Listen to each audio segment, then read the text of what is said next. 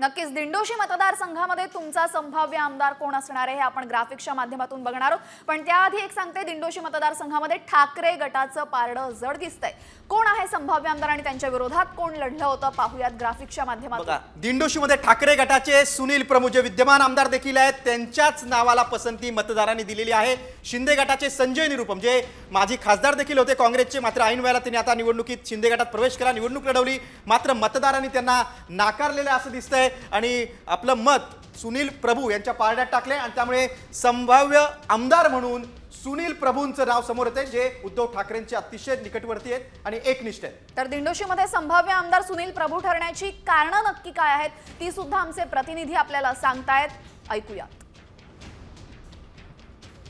मुंबई उपनगरातील दिंडोशी विधानसभा मतदारसंघामध्ये शिवसेनेचे संजय निरुपम आणि उबाटाचे सुनील प्रभू यांच्यामध्ये दुहेरी लढत ठरली। एकूण चित्र जर लक्षात घेतलं तर या मतदारसंघामध्ये उबाटाचे सुनील प्रभू यांचंच पारडं जड आहे, त्यांचा विजय निश्चित असल्याचं बोललं जातं। या मतदारसंघामध्ये प्रामुख्याने येथील इमारतींचा पुनर्वसनाचा प्रश्न असेल किंवा येथील झोपडपट्ट्यांच्या वेगवेगळ्या पुनर्वसनाचे प्रश्न असतील, पायाभूत सुविधांचे प्रश्न असतील, आरोग्याचे प्रश्न असतील, हे विषय अत्यंत चर्चिले गेले।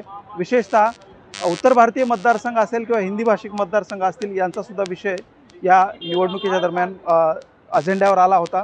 परंतु एकूण चित्र पाहता सुनील प्रभू हेच या मतदारसंघातून विजयी होतील असे चित्र आहे।